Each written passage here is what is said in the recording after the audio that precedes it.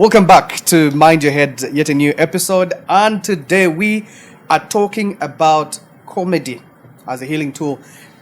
You mentioned comedy in Uganda. Dr. Hillary Okello cannot miss when you speak about comedy in Uganda. Dr. Okello, good to have you. Good to have you too. I don't know if we're having each other. Is that a thing? All right. But of course, I'm absolutely privileged to be here. It's an honor, and I want to say thank you for the invite. I think these are great conversations that definitely everyone should have. Yeah. You know, it's very hard for me. First of all, good to have you. And it's hard for me to differentiate. Are you being serious or they're actually good conversations too? No, they are good conversations. I think the more you talk about, because in my practice of medicine, I actually go to spend time at the mental hospital Botabika as a student. So I know what it means to talk to someone. So it's something important. If people don't talk, then the worst things could happen. Okay. Talking about medicine. Yeah. The switch, how did you get there from medicine? First of all, from how do you go to medicine and then medicine to comedy? It wasn't drastic. I think it was stepwise. I've always been interested in stand-up from as early as, I would say, my secondary school education. Because I used to watch it a lot on TV. So you'd watch Mike Check, you'd watch comedy shows on TV. And so you were interested. You're like, I think this is fun. I would like to do something like this.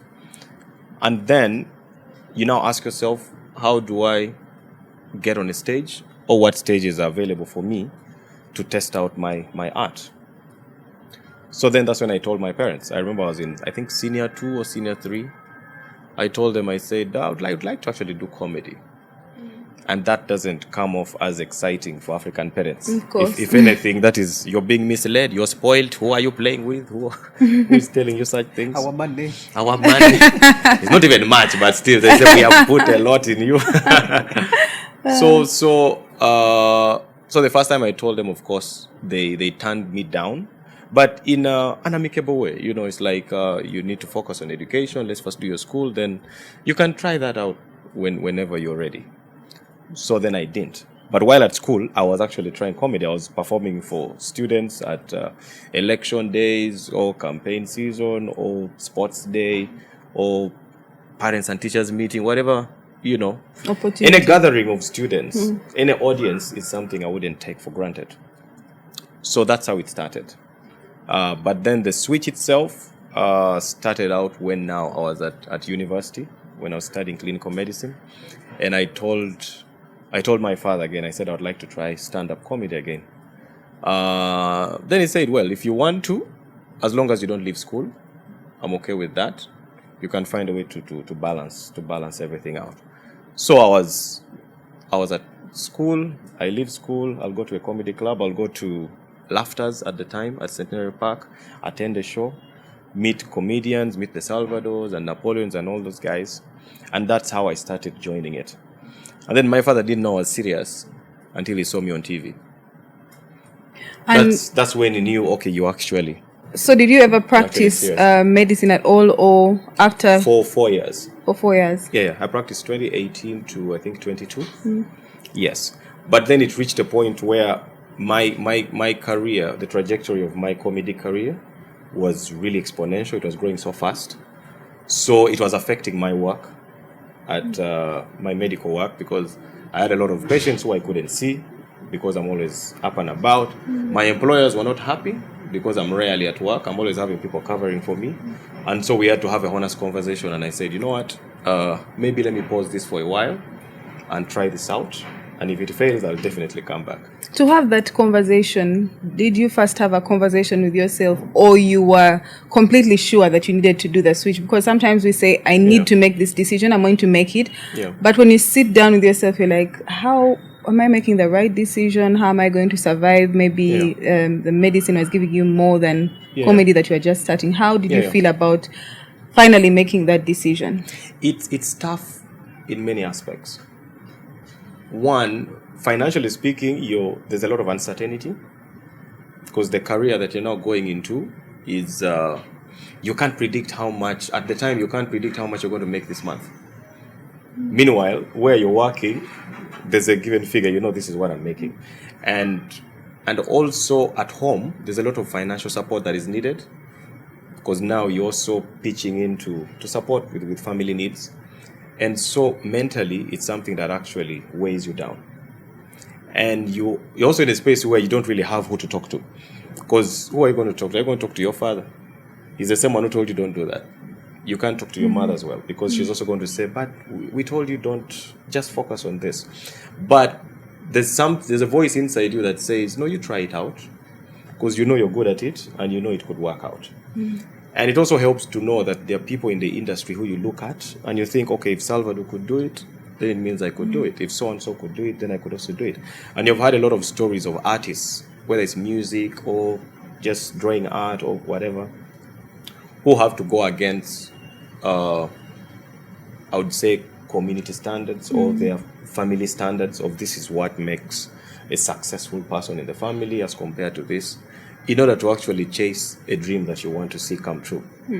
And do you feel you had the right support system at that time, even when you were transitioning, for you to be able to say, I'm going to do this, but you had the right people to keep pushing you and encouraging you? I think the right people at the time were not the people you'd expect to be the right people. Because in most cases, you think your family should be the most supportive. And not to say that my family wasn't supporting me, but they were not in a space where they would easily agree with what you're trying to chase. Because if I put myself in my parents' shoes, I would also tell my kids, no, don't do that. You know, there's more certainty in this career that you've started. Because at the time, I was now, I think, about 2 years, you know, working. And I was, you know, as you work, you meet more people, you get more opportunities here and there. And you know that as you keep going, things will get better. But then also at the time, now you're also chasing a comedic career that you feel is still at the junior stage. You've not even hit any, financially, you're not even making much. There are a lot of shows you're doing for free. There's a lot of shows you're doing that are not going well, you know. And for your parents also, it's very unsafe, because you're in a space where there's a lot of drug abuse, there's a lot of, promiscuity, there's a lot of stuff that's going on that as a parent, you'd get worried about your child. So I was in a space where my parents and my family do not entirely agree with the decision I'm making. So the only people who would actually be a support system are close friends who will say, no, bro, you're good. Just keep doing this. It will actually work out. How do your parents feel now about... They're very happy. Very happy. They wish they my father is one of the proudest fathers I know. Yeah. Yeah. At the time when you were still practicing medicine, did you ever tell your patients jokes? Make them feel better? I don't think it's like you tell the jokes per se, but you have a funny conversation with them. Yeah. Yeah, because you have people who walk in. Funny thing is, at the time, I was on... I'd just been on that comedy competition at NBS, the comic. And so I had a few people who would recognize me at the time. And you would have clientele patients who come in. I'll never forget a gentleman when I was working in Kasangati who came with his daughter. The daughter had, it's called cerebral malaria, where now the patient is getting, attacks and seizures, and they're really shaking, and the temperature is really high. And this gentleman comes in screaming, and then when they walk in, the first person he sees is me. And his mood switches. Somebody who came shouting, I was like, hey, Okello, you're the one who is I'm very happy to see you, And I'm like, yes, but let us first work on your daughter. We shall get back to the conversation. So that instant rapport is something that I appreciate when it comes to mixing the two, where somebody recognizes you as a friendly person because they know you, they've watched your content, and then they feel that their children are safe with you. Because I know this guy, he's really a nice person. So we had a great time. Now those are some of the clients that stay with you for a while. Yeah. Those are some of the people who still call me to date, to check on you. Like, how are you doing? Said I'm okay. You no longer treat us. So from the clinic to comedy, now you have a very successful comedy career, which is still very young also, but at its peak. Do you wish at some point that you think you would go back to practice medicine? I don't think as a full-time career or job. It's something I've always wanted to do. For me, in a way, almost like, what do they call it? Is it a CSR? Where it's like you're giving back. One of my very first shows I did at the National Theatre, it was called Funny for Cancer. And I felt like I needed something to choose where I can support the community in my way, where you're doing stand-up comedy, but you're also supporting people. So at the time, we collaborated with, I think, the Children's Cancer Center at Mulago, and all the proceeds went to that regard, to support especially the welfare of the patients. So for me, I want to use my comedy in ways to support my medical side, where I directly support patients that I need. From medicine, you entered the arts industry, one that has or is known for drugs and alcohol for most of the people to survive, to even be able to get on stage. We've had so many stories. Yes, people can't perform without them using drugs or alcohol. How have you managed to keep to yourself, to keep true to yourself? Yeah. It's definitely a big challenge, and it's one of the key conversations that my father had with me. He said, "It's not that I don't want you to do stand-up comedy. I just worry that you'll be taken on by the world, especially when it comes to drug abuse and all these other things." And it's a promise I made him. I said, "If you allow me to do this, I promise you won't hear any stories about me, messing up somewhere because I took drugs or stuff like that." So for me, it has been an intentional thing. But the truth is, you're surrounded by people like that. Because I remember when I was still at university and I would go to the comedy club, I went to Laughter's Lounge for the comedy show that night. And I went around 6 p.m. before the show starts, because I had to meet a few people there and try to tell them, I want to do comedy, blah, blah, blah. So you meet a couple of people to start. And the gentleman I was sent to meet, I think he had like 5 shisha pots. Normally you have one shisha pot. That's one per person. That's one per person. Like if we're doing research, it should be one. But this guy had like 5 around him. He had like 6 women around him. I was like, "Hey, Okello, you are the one." He said, "Hey, you want to do comedy?" I said, "Okay, first sit there." And then you sit there and it's just smoke. You've seen those, like when a musician is coming on stage and they just walk through smoke. That's now you are conflicted because you can't leave. He's the one who is supposed to like direct you on what to do and then get you on stage.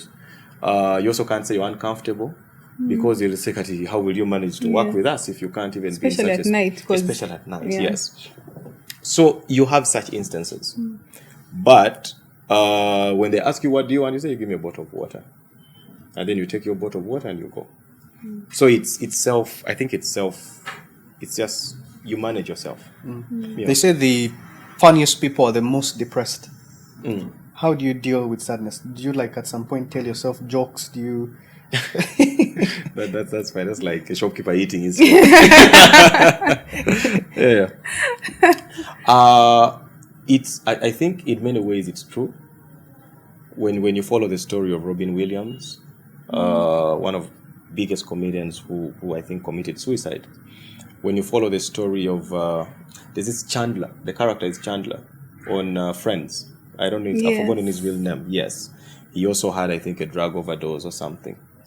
I think where it stems from is you get so used with having a falsified sense of friends.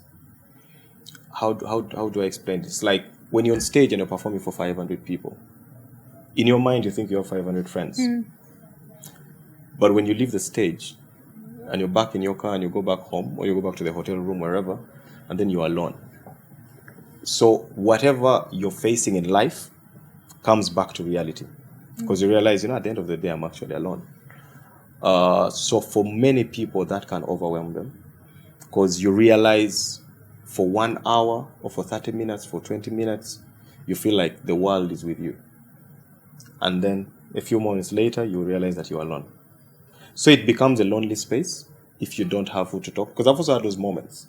And normally, it helps when you have a partner who you can talk to, or you have friends who you can talk to. Because I have people who, if I'm not really okay, I'll give them a call. And of course, they'll start off with, hey, how are you doing, man? Hey. Then you're like, today is not one of those days. Yeah. And then they say, okay, what's up? What are we talking about? And then you talk about that. As you grow, or as you grew in this industry, of course, not everyone will like what you do. Some will have, we can take social media as an example, that sometimes you post things and people are very harsh with you. Yeah. How do you handle that for it not to be able to affect you, but to stay on course? But this is what I want to do, no matter what people say. Yeah. I'm just going to keep doing what I do. Social media, one thing that really bothers me about social media is the liberty that people have to say anything. It's the security someone has knowing that he's somewhere in Ajumani and you are in Kampala and he can see a photo of yours and comment, but you need to change your hair. Like they can literally type anything. I've seen people abuse other people's children. You post a photo with your daughter and someone is like, but that is not your daughter. Look at her eyes. You see what I mean? And some are even much more, much more X-rated content in terms of what they type. But for me, first of all, as a performer, in comedy, you learn very early on that not everyone will like you. However funny you are, the earlier you accept that, the mentally you'll be well. Because you'll go on stage. I've had shows where you've gone on stage, you've performed, and somebody will come up from the audience and tell you, that was amazing. I felt great. I have never watched a show like this before. You made me feel good. I have had DMs and messages of people who tell you, Hilary, we attended your show last night, and I have a friend who was not doing well. They were not in a good space, but I pulled them to the show, and they said that's one of the life-changing shows they've attended. And yet for you on stage, you feel you didn't do much. You just made people laugh. But for someone out there, they actually enjoyed. But now that's one person. Then there's another person who will come and say, Sajo, you've seen money. I don't even know why we support it. So then there's people like that. So you'll have to convince yourself as a performer that not everybody will like me. But those who do, I hope they enjoy the show. Yeah. You're expected to be funny at all times. And there are times as a person, you're low. Yeah. Something has happened or you're going through something. But then when you meet people, I think they're all like looking at you like expecting like a joke at any one point. Yeah. So how do you navigate that? It's tricky because sometimes it's easy to wear the mask and just show people the face that you want them to see. But sometimes it blows. Sometimes the mask is not well put. So sometimes someone will say hi to you and then you'll ignore them because emotionally that's where you are. But many times for me, most people who meet you for the first time. And that's an experience they don't forget. I'll give you an example. If you met some of like the best, most popular people, let's say you met Ronaldo or, these really big names. If the day you meet such a person, for you in your mind, what you see them for is what you expect them to be. So if you see, according to how their brand is made, you know that this is a calm person, a quiet person, or it's like meeting the Pope and he's rude to you. You see what I mean? It's like there's certain expectations you expect of them because of who they are. So people will meet me expecting to be friendly and exciting because that's what you portray when you're performing. And that's what you try to give them when you meet them. Out of respect for the brand, but also out of respect for what they expect of you. And I think we meet these people and never know that we might actually meet them again. Yes. So since it's the one, it's almost like a lifetime opportunity. You want it not to be. You don't want them to hang out with their friends at one point. They're like, "What are you watching?" Like, "Watch okay." That guy is very rude because they met you once. Yeah. And the day he met you on a day when you're having a bad day. Yeah. Yeah. There's this movie on Netflix by Kevin Hart, one of my favorite comedians. It's called The Kid. So he is rude to a fan. Yeah. And at some point, something happens, and he's, I think, someone dies in his hotel room while he's going to perform, and he's disposing of the body. And guess who filmed him? The fan who he was rude to. Yeah. He has to go back and explain, yes, and do what he has done. So we never know that we'll meet these people again. Yeah. But the pressure of being funny at all times. You walk into a room and it's Dr. Hillary Okello. Oh God, do I have to today? Canary, I see that. I see you doing that. I see you doing that in the supermarket and everywhere. Sometimes you just want to be in your space. Yes. I walk into, hey, Dr. Hillary Okello. Oh God, no. and it's not even coming from a bad place, but you just want to be. Yeah, you have to engage because if you don't, then that is what sticks with them. Yeah. That's what sticks with them. I've had an experience where someone has said, "Oh, let's take a picture." I'm like, "No, fine." Yeah. I've just woken up from sleep. and you have to smile. And you have to smile. Yeah, so, but for you, just more than that, just more than maybe someone noticing you, but also expecting now for me now to expect conversation. So I try to keep it short and brief. Most times I will engage people to make it safer. By the way, it's always, this is advice to you. The next time if you see somebody who recognizes you, you greet them first. Yeah. It's a good card to play. Yeah. So they don't know how to deal with it. Yeah. Because once you give them time to get ready to approach you, they have a list of questions. So don't give them time to list the questions. Hilary, I hope you won't be judged for this advice that you're giving Canary. Canary, it will work. Because for me, that's what I do. If I walk into a space and somebody starts looking at you like, hey, big man, how are you? Like, hey, okay, that's it. That's it. You've won the war. But if they approach you first. If they approach you first, yeah. So my mother was asking. Someone who greeted me last week and shook my hands. Yeah. And every time I wanted to leave, the guy he would greet you back. Again. Yeah. That's it. I just thought, And they always sum up the conversation, and I don't know how they start another. Like, yeah, it's fine, eh? Good to see you again. Say, and then, you're like, my brother, you should summarize. Yeah. The people who come to your shows expecting to heal, to something, I just want to have a good laugh. Yeah. When you're making your jokes, do you have such people in mind, or for it just a show? For me, I think if you could just take us through the process of writing jokes. Yeah. For me, I think what's important, but also this is something you learn as time goes on. I think my very first few years in comedy, my goal was just to make people laugh and just say anything on stage as long as people laugh, because you think that's what comedy is about. And then with watching people, comedians growing up and as a human being, and also the kind of comedians you watch, because you watch Dave Chappelle, you watch Bill Burr, you watch all these people, and you realize you're in a space where you actually have an opportunity to speak to people, and your words actually have impact. So these days, for all my shows that I write, I write there are jokes I write that are intended to make people laugh.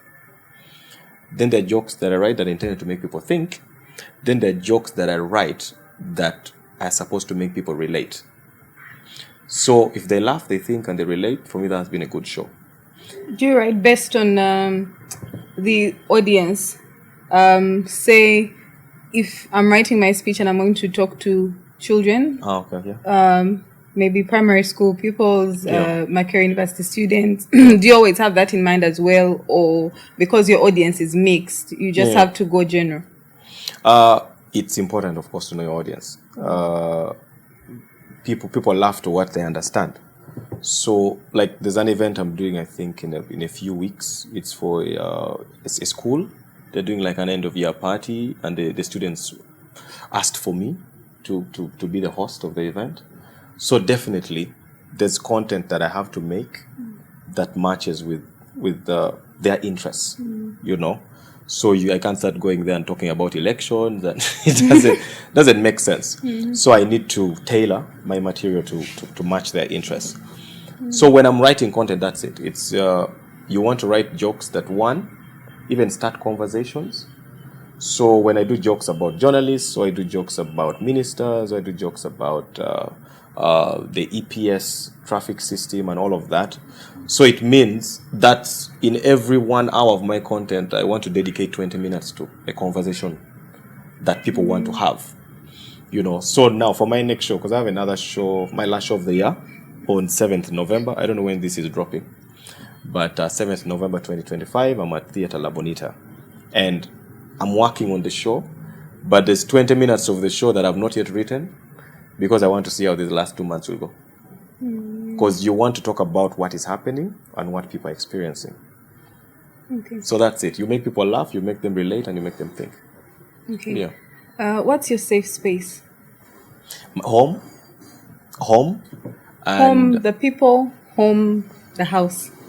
home, the house. I think family is a safe space, but also music. I really love music. Yeah.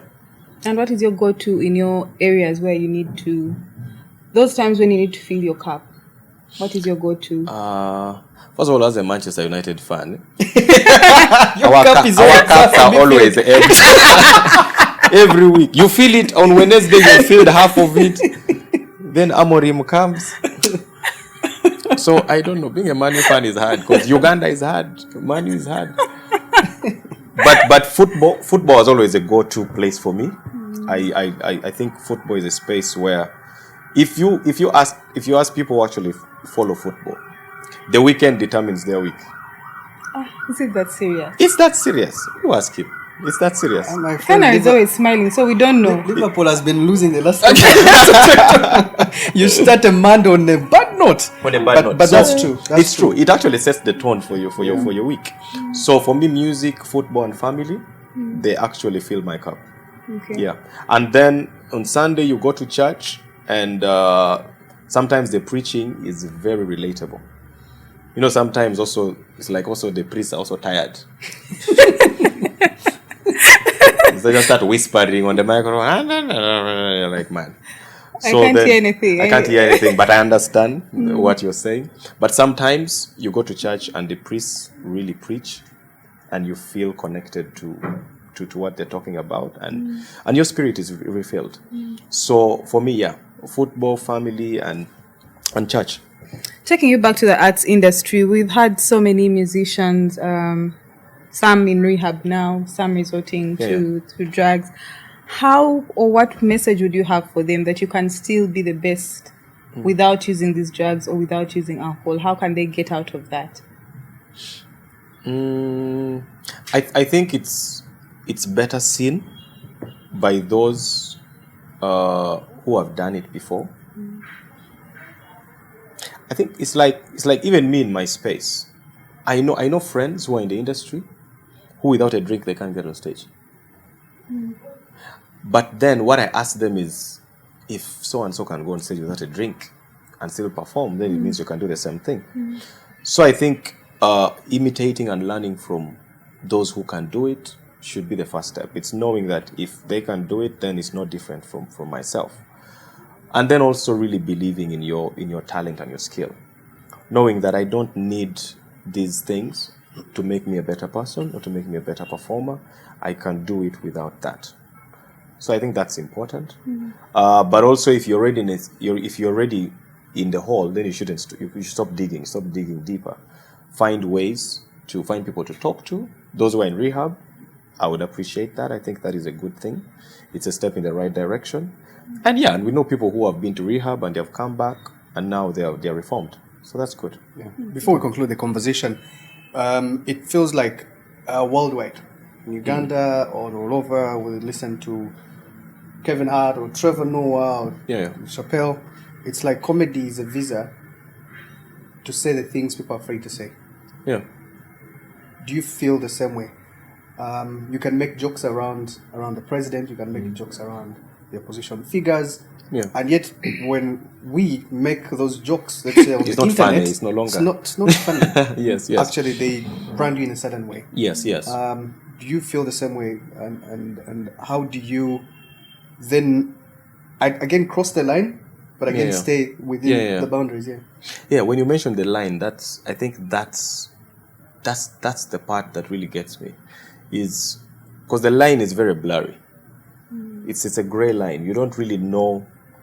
It's hard to tell when you've crossed the line because you don't even see. Okay, sometimes you can assume where the line is. You know, I'll give an example. Personally, the jokes I try to be very careful about. One, religion.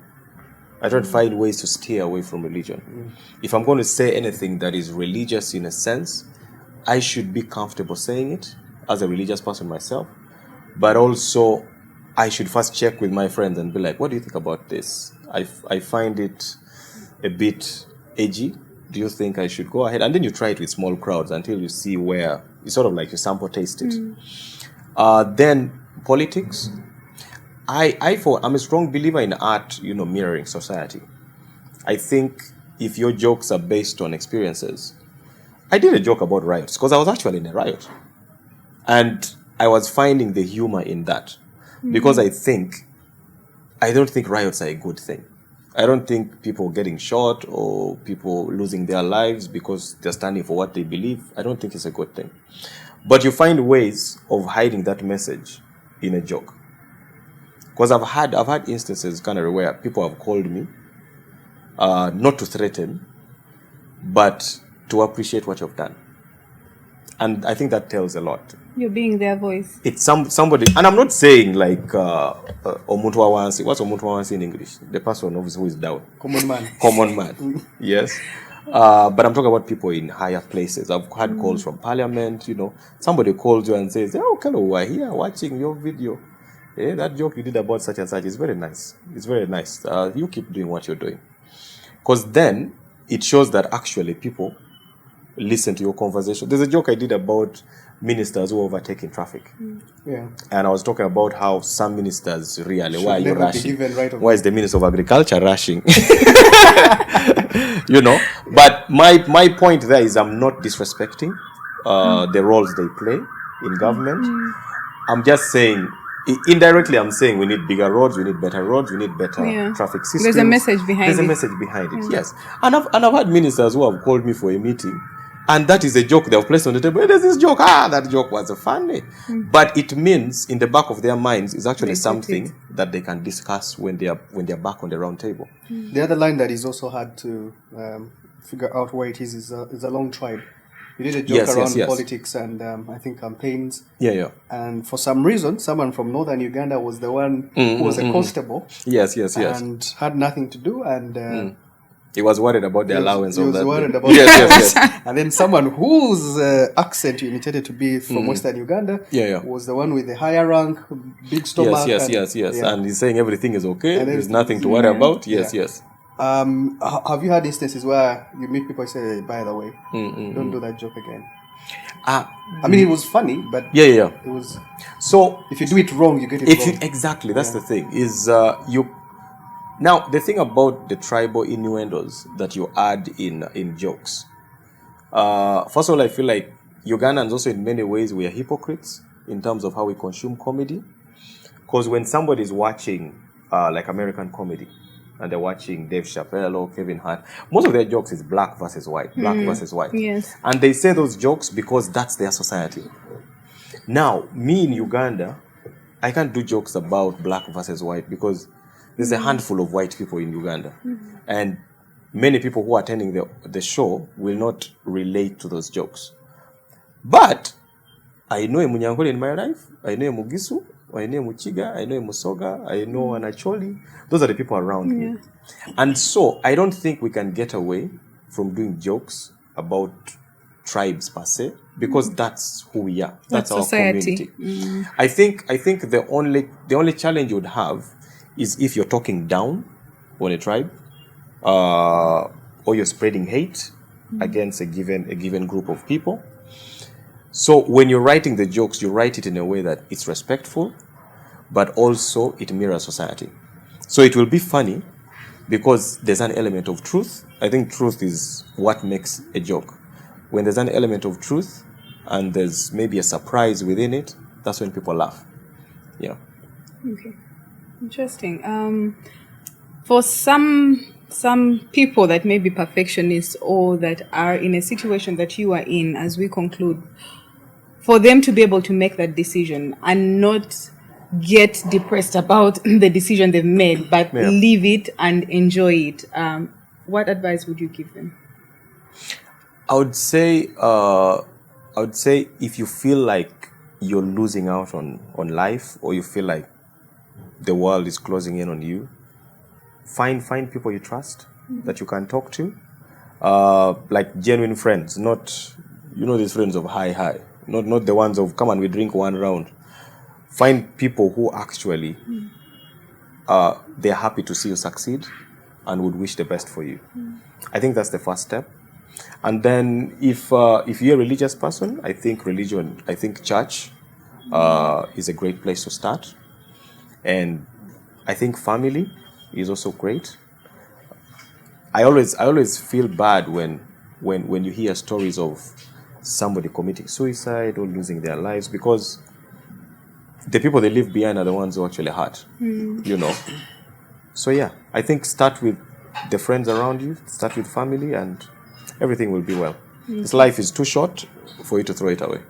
Absolutely. Yeah. Dr. Hillary Okello, many thanks for making time and spending time to Thank be you. on Mind Your Head. Thank you. Here we say mind your head because it's all you've got. It's all we have. Yeah. Yeah. What of the legs and the... The head If first. the head is okay. Yes, the rest All will right. sort itself. Perfect.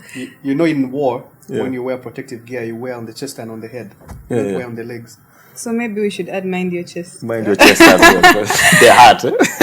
Well, we want to thank our sponsors, I&M Bank and Baoli, for sponsoring this amazing podcast. Please don't forget to subscribe, share your comments, people you'd like hosted on this podcast, and catch you next time. Bye.